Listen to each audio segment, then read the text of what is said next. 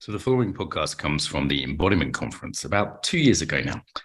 So it was a really great conference, by far the biggest of its kind, 1,000 speakers, about 500,000 people attending. It was at a really delicate time with COVID and various other things happening in the world. And we just think it was a huge gift to the world. The whole team worked incredibly hard to put the conference on. We've decided that it's really good to share some of the sessions from the conference to everyone. So we put a few of them out on a podcast. So here's one of those. So if you hear references, sound like they're big data, that's where it's from. And we think the content still really stands up. So enjoy this session. Hey, welcome to the Embodiment Conference keynote stage. So I am very happy to have back Charles Eisenstein. So Charles, I've interviewed for my podcast a couple of times, and he was also one of the keynotes at our first conference in 2018. Charles is a speaker, author. It's really hard to define him in a way. He's a bit of a philosopher, a bit of an activist, covers a wide range of topics, everything from sort of human civilization to money. I did a course on his on food. There's one for men. It's really a wide range of topics. And I think what holds it together for me is disconnection, the idea of connection and disconnection. Which of course has an embodied component. So Charles, welcome back, sir. Yeah, happy to be back, Mark. How you doing, first of all? How's things? Well, that is a complicated question.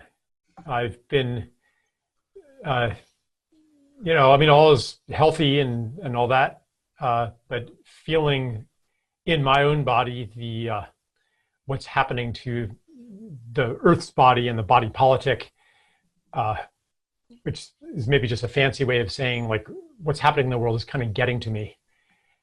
So I, go through, I'm not, necessarily like happy and cheerful and activated every day, going through ups and downs.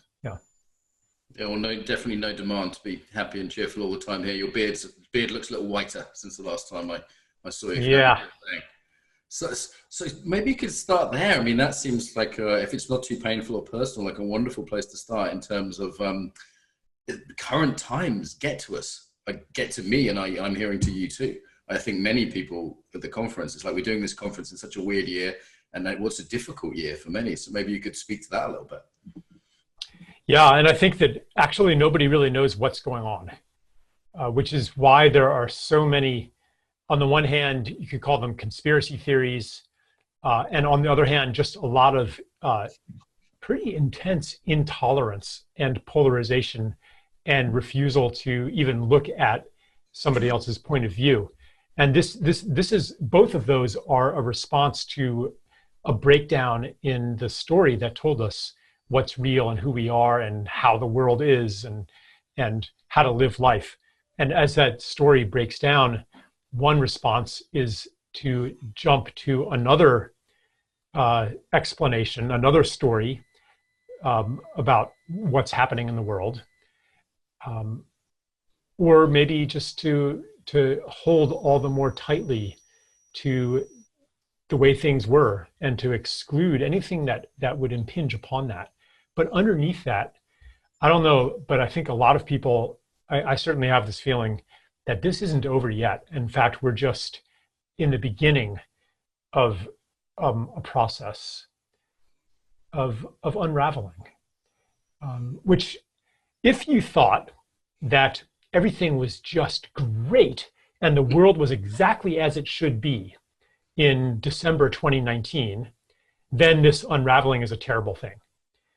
If all along you were like, this isn't how it's supposed to be, a more beautiful world is possible, and feeling trapped in a world that is not as it is meant to be, if you've been feeling like that, then there's probably a part of you that welcomes the unraveling, even if there's no guarantee that the result of the unraveling will be anything better than what the world was in December 2019. But at least it's seemingly an opportunity to choose rather than being locked into the status quo. So I guess, I think I'm speaking for a lot of people when I speak of this hope this glimmer of a possibility, even amidst the fear, the panic, the despair, because things are definitely not better now than they were a year ago. In many, many ways, there's a lot more suffering in the world than there was in December 2019. So that this is kind of what my process is. Sometimes I'm really feeling into that and looking into the near future, where things are probably going to get worse, at least on the obvious level. But then also this glimmer of new possibilities that is real enough to keep me alive. And I don't mean just alive in terms of breathing, but alive in terms of creative. Yeah. Wonderful. And you mentioned this kind of different story, so maybe that's a foundation to start with. The story of separation that I've heard you talk about before. Maybe that's worth recapping for those here who are new to your work. Yeah, and maybe I'll try to relate it to embodiment.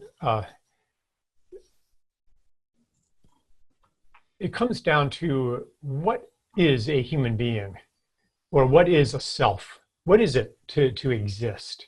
What is it to be? This doesn't seem like a matter of story. Seems like just a fact. I mean, it's reality, but actually different cultures answered that question in different ways. And most cultures, maybe all cultures up until recently, understood to be, to mean to relate, to belong, to connect, as you mentioned before. Existence wasn't something you did by yourself. So this mythology of separation, that's what I call a mythology of separation, that says who you are is a separate self in a world of other, and who we are is also a separate species, separate from nature.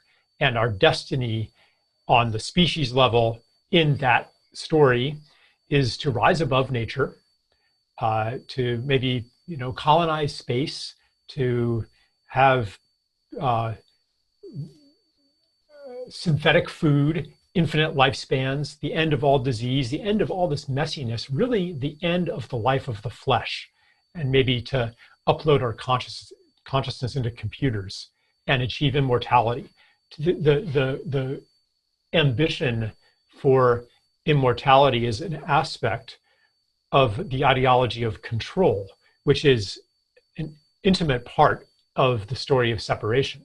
So we can see that ideology of separation and control play out in, for example, the alienation from the body, where it is believed that the most important part of a human being is the mind or the spirit. This isn't just a nerdy science attitude, it also infiltrates spirituality. I mean, even the word spirituality implies that the sacred part, the important part, is the non-material part, the non-bodily part. So we can see how much damage, I think everybody on this conference is aware of how much damage this has actually done to our bodies.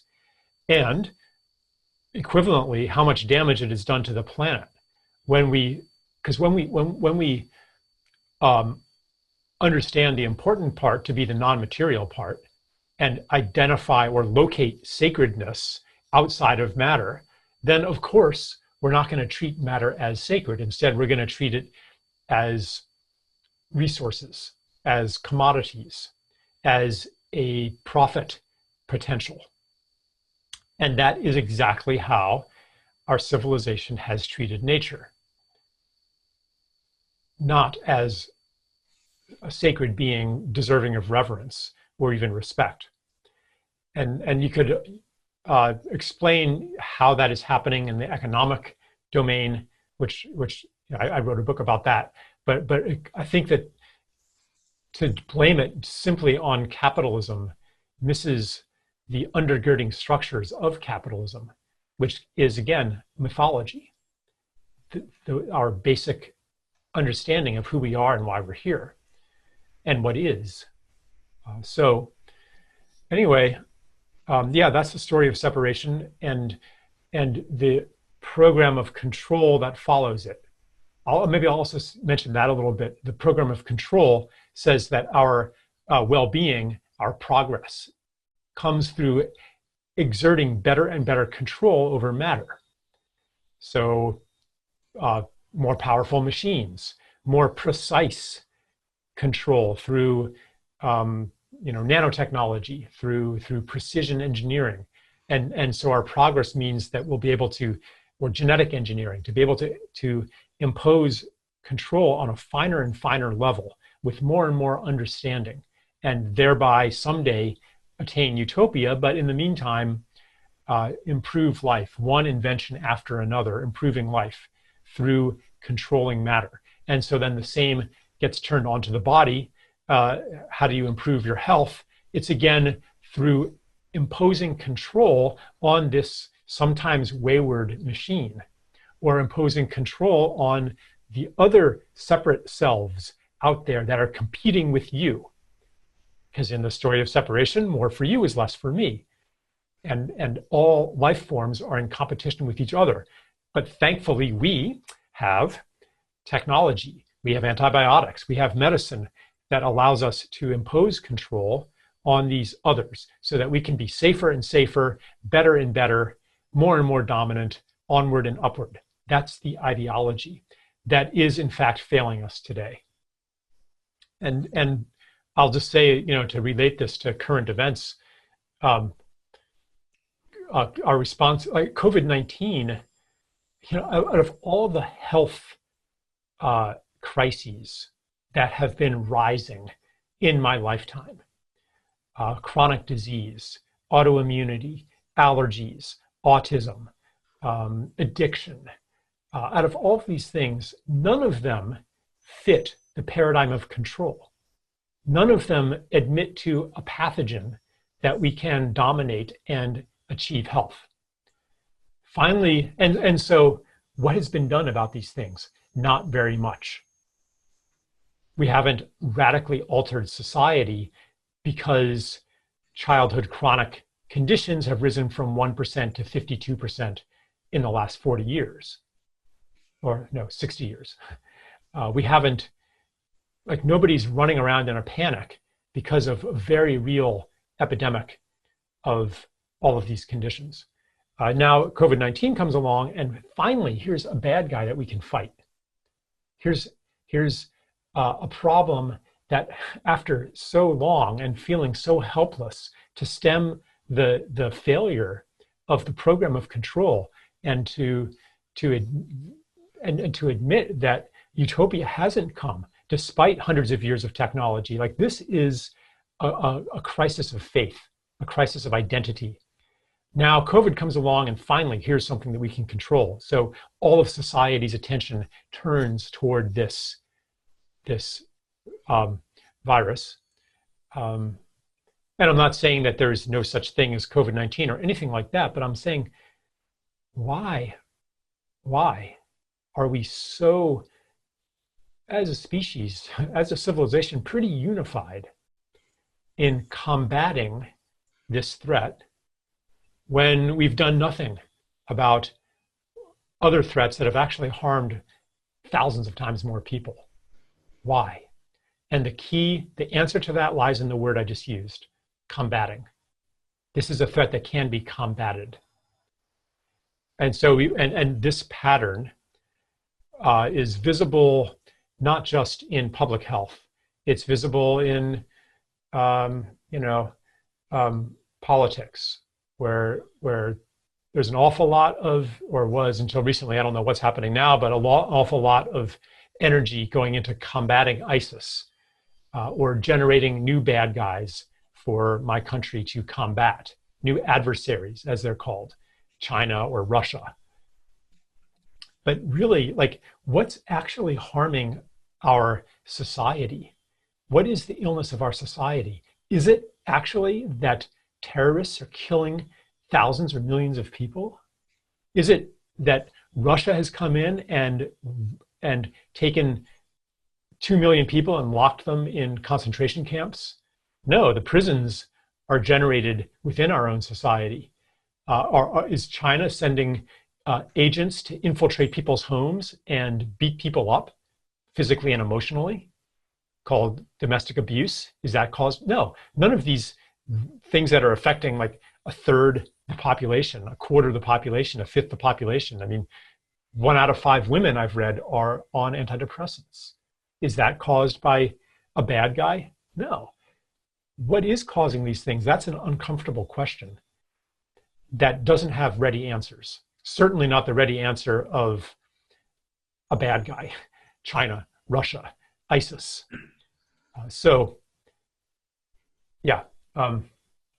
I'll just end this rant here by saying the potential of our moment is to recognize the impotence of the tools and ways of seeing that we've used to try to dominate the world, dominate nature, dominate the body. And if we can admit that failure, then there's a possibility of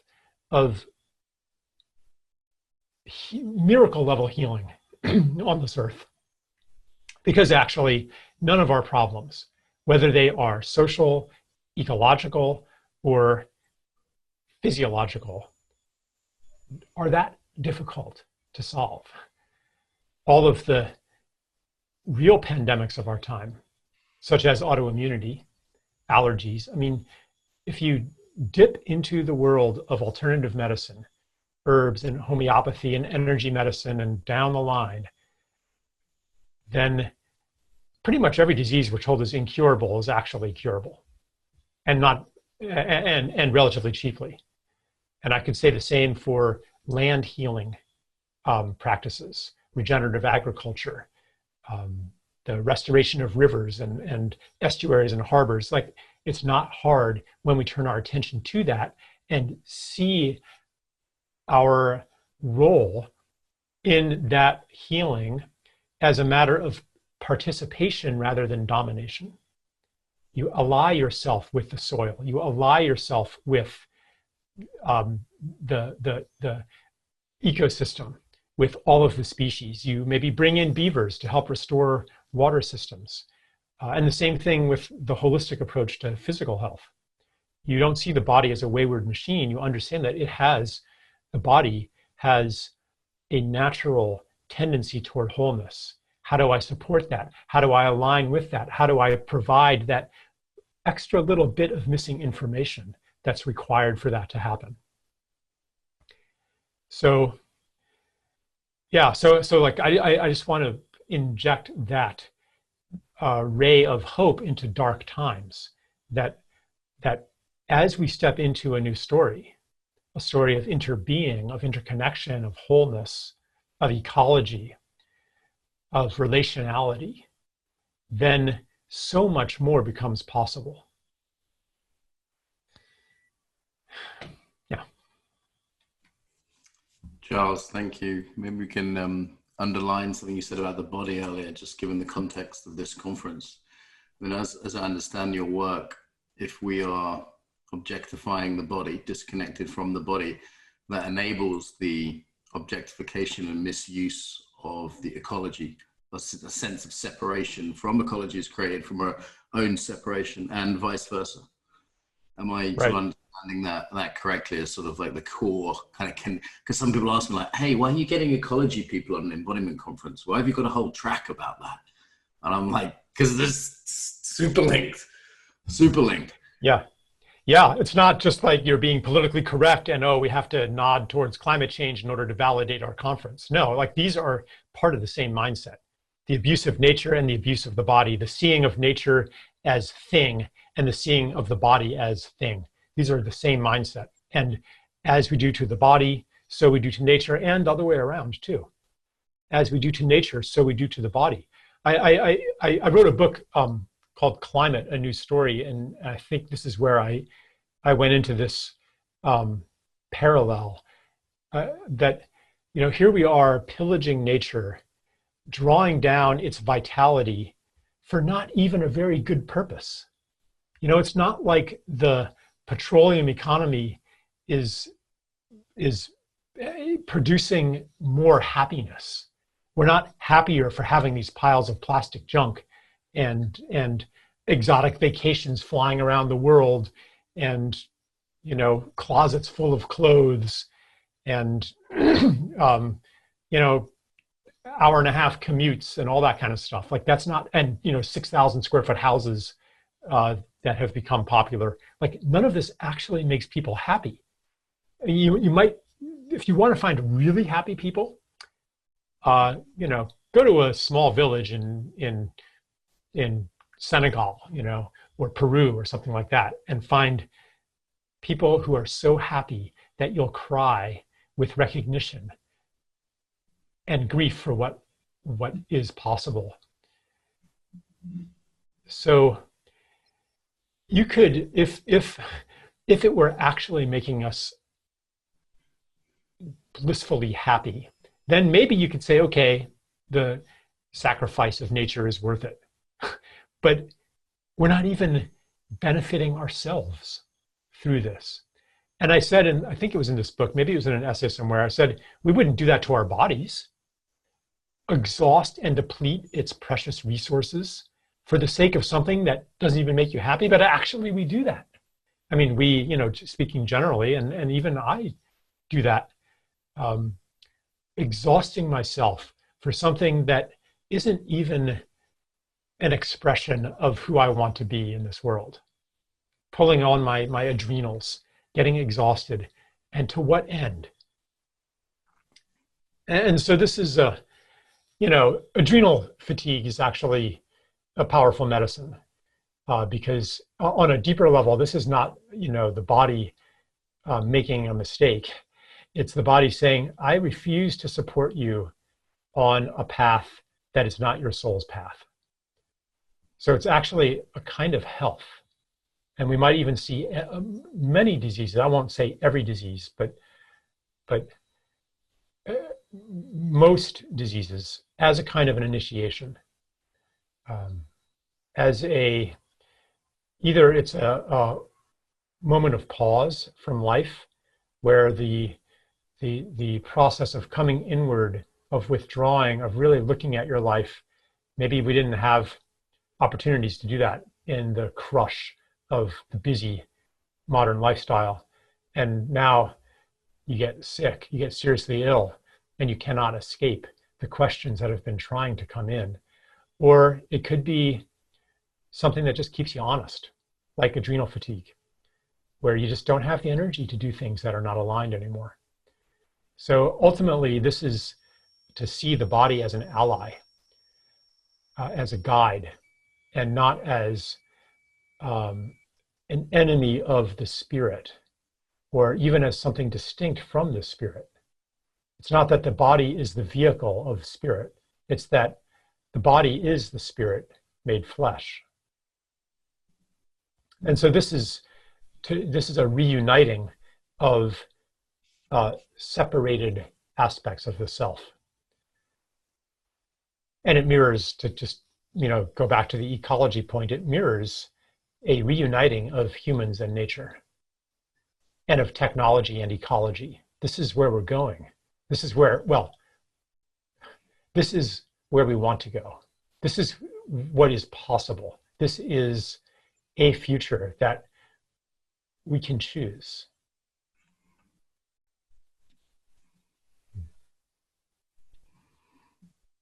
Thank you, Charles.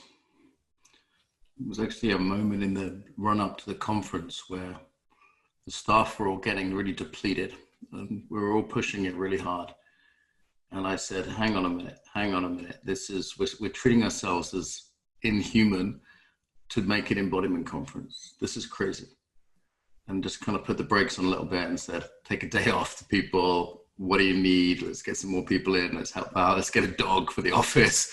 You know, just a bunch of stuff, bunch of human stuff. It was recognition that it wouldn't make sense to do an embodiment conference in an inhuman way. And I think we've been less than perfect in that front, but it's definitely on our radar. Mm-hmm. Yeah. And it also occurs to me that a lot of body practices that may say, hey, it's an embodied practice, still come from this point of view of control. how can I make my body the perfect yoga shape, or the perfect whatever it is. It's still coming from this point of sort of command and control point of view. Yeah, and I mean, I like to challenge my body. I like to test limits. So that's different though than fighting the body, because actually even on a body level, like our muscles want to be used. Our capacities are here to be used, and that's why you get a different kind of pain and pleasure from pushing yourself than you do from abusing yourself, say with drugs or something like that. Yeah. You wrote this article, I think it was The Coronation, was that what it was called? And it got you in a little bit of water. What was the gist of that, and why was there so much pushback? I read it and thought it was very good, so I didn't really understand. Oh yeah. I mean, it was very long. It was like a 10,000 word essay. And I wrote about the civilizational tilt toward control that I've referenced here. That even with, like, you don't need an evil group of conspirators to act on a natural social tendency in the story of separation towards solving a problem by finding something to control. So I said a little bit about that here a few minutes ago too.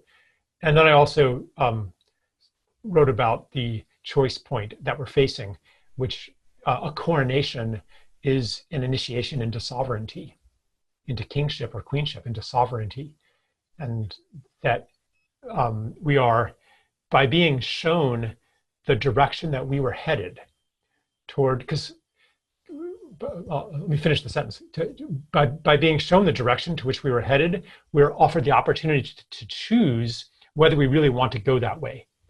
And when I say we were already headed, even before COVID, more and more of life was moving online. People were becoming more and more distanced from each other. In-person events were less and less necessary. Education was happening online more and more. An obsession with safety and hygiene has been growing for decades. So, and not to mention the totalitarian control of information and censorship and so forth. Like, none of this is anything new. So we're being shown in an extreme form where we have been headed anyway, and therefore asked, do you really want to go there? So anyway, yeah, the pushback on the article came because our political body right now is so polarized that people read everything through the lens of, okay, which side does this help? So if I'm questioning public health policy, and another thing is, I was going through terrain theory. I don't know if that rings a bell, but it's the idea that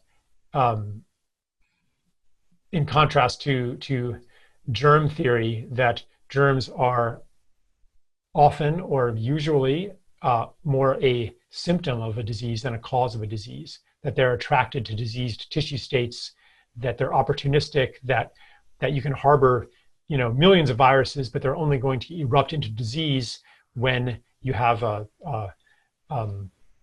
susceptibility or even a necessity to go through that disease. Anyway, I advocate a lot of alternative modalities, so that gets me associated now with, I don't know, somehow, like, I got associated with QAnon and New World Order conspiracy theories and the pedophilia elite, kind of conspiracy theories, and like this whole universe of, and I don't even like calling them conspiracy theories, because that term is used to dismiss and denounce anything that deviates from orthodoxy. And I'm sorry, some things that deviate from orthodoxy are true. At least I think so. Not everything. but some of them are. So anyway, yeah, like it was really bewildering for me, because I'm like, hold on, since when is questioning big pharma and the intelligence services and the government considered right? I thought that was left. I thought it was like the hippies that did alternative medicine and ate organic food and wanted to go back to the land and questioned authority. And now all of a sudden, I have always identified as a leftist, and now all of a sudden I'm getting like deplatformed from things because people imagine that I'm, a supporter of QAnon, which I'm not. I mean, I even wrote a whole essay called The Conspiracy Myth, explaining what I think about conspiracy theories. This is pretty far off the embodiment topic, but you're smiling, so maybe I'll just say a minute of it. Is that right? Please. Yeah. Just that even if they are not, whether or not they are factually true, objectively true, they carry a truth, as any myth does. Myths don't have to be objectively true for them to be true. Like the Hindu myth that the world rests on the back of a turtle, which is also believed by Native Americans in many, many places in North America. Like, that's true. And if you went to a Hindu or a Native American and be like, I can prove that that's false, you're wrong, and I show you a picture of the globe, that they'll be like, yeah, but it's also true that the earth rests on the back of a turtle. So I asked in that essay, what is the truth that is contained in conspiracy theories? And there's a bunch of them. One of them is that indeed a power unfriendly to human interests is in control of the world. It's the identity of that power may not be a cabal of diabolical controllers. That power could be capitalism. It could be white supremacy. It could be patriarchy. It could be the story of separation. But that intuition that says there's something really wrong about here, really wrong going on here. This is not the way the world should be. We are in the hands. We are all puppets. All of our leaders are puppets of this power. That's true too. Because if you actually get to know somebody in a powerful position, or what we think is a powerful position, and you talk to them and say, well, why don't you do this and why don't you do that? They'd be like, I can't do any of that, because what about middle management? What about the bureaucracy? What about the opposition party? What about the international financial markets, who will abandon our currency if I deviate too far from the policies that they like? I can't do anything. You're looking at the wrong guy here. That's what it's like to be a so-called leader. So again, this intuition that rides the vehicle of conspiracy theory is true. These are puppets. And anyway, I'm not going to try to go through the whole essay, but I mean, can't we be a bit more generous with each other and not dismiss and condemn and denounce other people based on some dehumanizing judgment about them, that if they disagree with me, they must be stupid and ignorant and bad. To people listening as well, that if you disagree with Charles, that doesn't make him stupid or ignorant, or you stupid or ignorant. Like a crazy idea that we have at this embodiment conference, we can have diversity of opinions, absolutely radical idea that we don't have to hate each other. You might draw the line somewhere slightly differently than Charles in terms of what is and isn't the conspiracy. I just want to point people to the Q&A. Let's upvote the questions and, see what people are most interested in. And while that's happening, I would like to wish Paul Linden a happy birthday. Paul Linden is one of the elders of our community and a great mentor to me, and this event wouldn't be happening without him. So there he is on the screen, bottom left. Let's all give Paul a wave while you're upvoting the questions. Happy birthday, Paul. Okay, so Charles, shall I read out one of the most popular questions? Sure. Have you healed yourself from a chronic illness adrenal fatigue and how did you do it? I mean, I have dealt with adrenal fatigue for a long time, and I cannot say I've healed myself of it. It's one of those guardians, you know, that keeps me honest. And yeah, I find that when I was able to do cold water plunges, it pretty much got all the way better, and I felt really healthy. But I'm not able to do that until winter comes, and the pond is cold that I go to. So, yeah, I'm quite distrustful of any kind of health fundamentalism that offers the one cause for disease and the one solution for it. And various fads come and go. For example, to blame all conditions on parasites or on acidosis or on inflammation or on trauma. Like there's these mind-body doctrines that come and go. And I think all of them offer a powerful lens on health and illness. But the nature of, like, I've known some very powerful healers who themselves became ill and were unable to heal themselves with their own modality. And that is because health is, illness is an initiation. And an initiation has to bring you beyond who you already are and what you already know. That's the nature of it. So no matter how powerful a healer you are, no matter how knowledgeable you are about nutrition and about exercise, and you know all of the latest knowledge, when your soul's journey comes to a transition point, you may need that initiation of something that none of your knowledge helps you with. That's the dilemma that requires growth, requires one to first to be humble. Because you're like, okay, I know how to handle this. I know what to do. And I've been telling everybody else what to do, so I must be able to do this and do it for myself and demonstrate that I have been right all along. And so the initial stage of that body-born initiation is to try as hard as you can doing the things that you thought would work and don't actually work. And then to let go of that and to step into what I call the space between stories, where you just don't know anymore. And that rather humiliating experience is the genesis of new knowledge. That's that empty space is where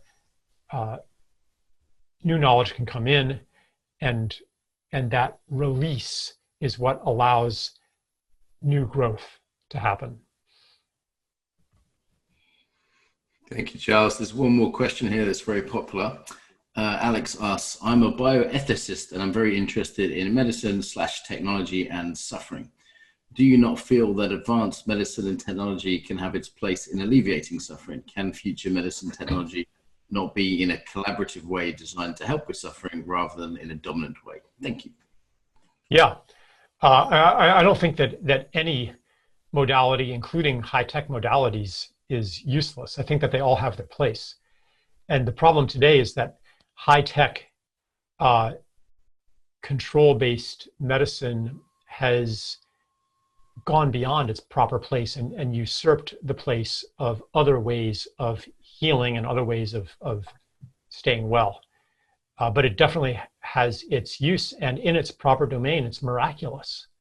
I mean, you know, for example, saving people from severe trauma or, you know, septic shock, you know, or like, I mean, you can be on death's door, burns over 90% of your body, et cetera, traffic accident, you know, gunshot wound. I mean, it's incredible what high-tech medicine can do. But if you're talking about chronic diseases and the diseases of civilization, isn't helping very much. So yeah, it's about what is the proper role of each of these modalities. And I would just like to see a lot more of our collective energy go toward researching the low-tech modalities and the ones that, and developing infrastructure for those, and developing social acceptance and systemic acceptance of those. Like pretty much everything I do for my health is not covered by insurance. So, yeah. Thanks, Charles. What keeps you going at the moment? What keeps me going is people who love me. That's the short answer. You know, people who can hold me in sanity when I feel like I'm spinning out, when people who can remind me of the beautiful possibilities that my heart knows are true, but that I forget. You know, I get swamped, and I cannot hold that new story, that hope under my own power. Not so much locally, actually, but globally. You know, people, my deep allies, who can really remind me of who I am and why I'm here when I forget. That's what keeps me going.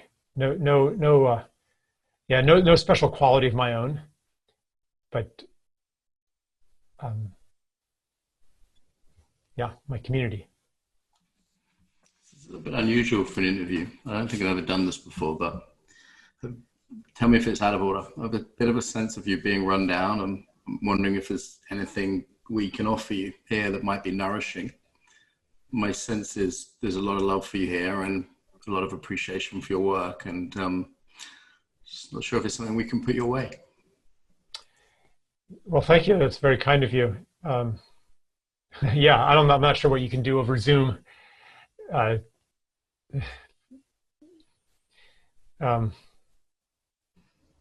You know, I am, you're right, I am a bit run down. I'm planning a 2-month kind of sabbatical retreat in the month before and after solstice.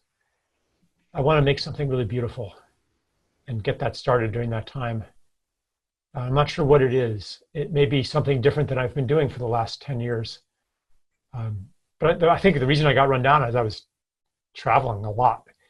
Jet lag, airplanes, you know. Yeah, so thanks to COVID, I no longer am doing that. And this is such a personal example of feeling trapped in not quite the right life, but couldn't get out of it, you know. There was just too much momentum, and I would say, okay, I'm going to cut down, but then, you know, some conference would reach out, and it's such a beautiful conference, and they're doing such good work, and Charles, please, you know, we really, okay, I'll go to this one. And then pretty soon, you know, I'm traveling a third of the time and on airplanes and stuff. So, but yeah, and then I wrote that coronation essay, and everybody was asking me to be on podcasts and stuff, and I've been spending all this time on the computer. And anyway, but to answer your question, yeah, I mean, I'm not sure what you can do tangibly, but but even just your prayers and moral support,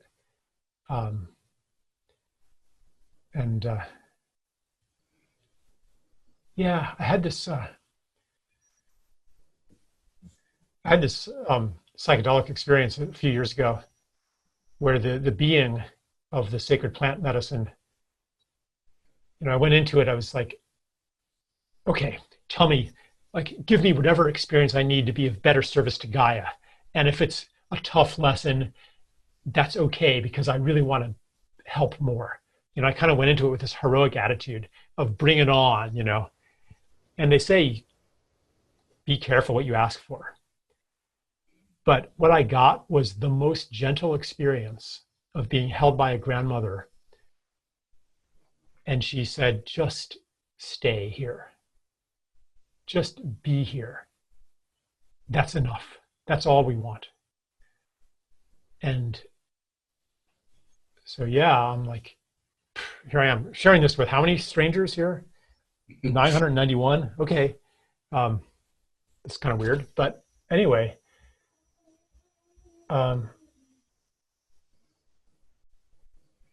yeah, just looking at this, pattern of feeling like I have to earn my right to exist, and do more and do more and do more. And I don't want to turn this into a message of passivity and tell everybody that, don't do anything. But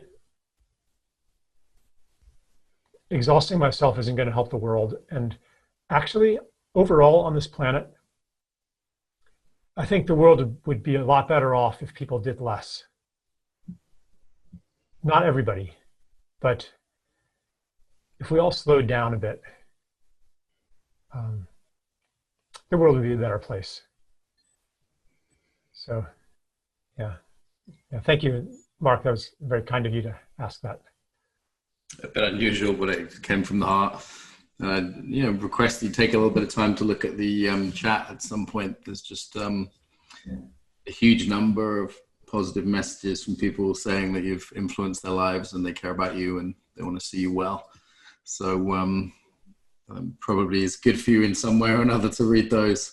I was getting those myself yesterday after a session, and it was, it takes a bit of courage sometimes to let it all in. A bit weird from strangers sometimes, huh? But yeah, maybe as I'm doing the wrap up at the end, take a few minutes to look at the chat. All right, I will do that. Thank you. Okay, we're in the sort of last 5 minutes or so here. This has just gone by. I'd forgotten I was tired. Beautiful, beautiful stuff. Huge gift. Is there anything that you kind of wish I'd asked you about that I haven't, or you thought, yeah, I could say a little bit more on that? Oh, I can speak for days, but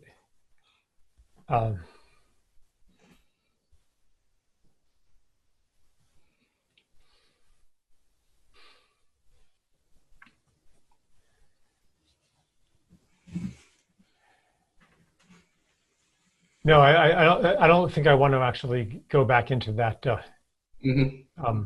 more mental space. Yeah. Yeah. Should we take a couple of minutes of silence together before we wrap up, and in the sort of spirit of doing a bit less? Yeah. Maybe there's something though that I could offer.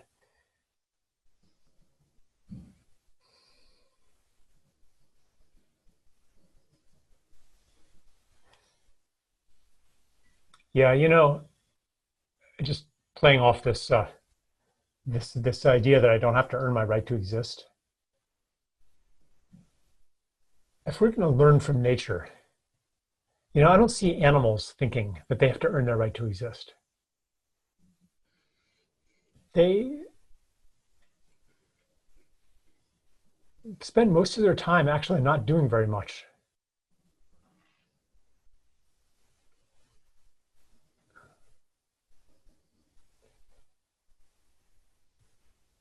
And when they act, they know what to do. And we're animals.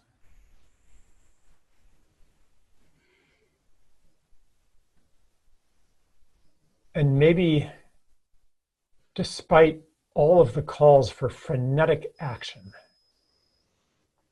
especially in the political realm, and that this is the moment, is that true? And where do you source the knowledge of whether that's true or not? And I would, I guess, offer what I'm practicing, which is, or what I'm trying to practice. But I'm reminding myself, as much as I'm reminding anyone else, is to let that come from the body, and not the urgency that is being broadcast at us, that hurries us into one or another militant camp and constant crisis mode. Because I don't want to say it's not time to act. I'm not saying that. But I'm saying to source that knowledge of whether it is time to act or not from the body, and to listen. That's something I want to become better at. Yeah. Otherwise, I'm not sure how long I'm going to be here. So it's, but that's not the reason. That's not the reason, actually. It's not do it a different way or I'm not going to survive. It comes from a choice of how I want to live and what's beautiful to me. A choice for life. Incidentally, that's what I say in my climate book, that we're not going to change because we're threatened with extinction. We're going to change because we choose life. So, yeah, thank you for that last opportunity. Wow. I think this is one of the most beautiful and real and vulnerable talks I've ever seen at a conference. Really touched, Charles, really touched. Can people feel it? It's like, it feels special, huh? There's something in the air with this one. Charles took it to a new level for all of us, I think. Mark Walsh here. If you like that, you'll probably like embodimentunlimited.com and our app. So on both of these things, you can get a bunch of podcasts that aren't available here, some exclusive ones with some big names, some people you'll probably recognize that are over there. There's a copy of my book, PDF of my first book on embodiment, which seems to people like. I sold quite a few copies on Amazon, but there's a free copy there. What else is there? Loads of videos of me coaching embodiment, resources on trauma, on meditation, on yoga. And you can also chat to people without going on Facebook or any of that nonsense. So if you want to chat embodiment with people, that's there. And it's on the embodimentunlimited.com, all free, and the app available at the App Store and all that good stuff. So if you like this, do check those out.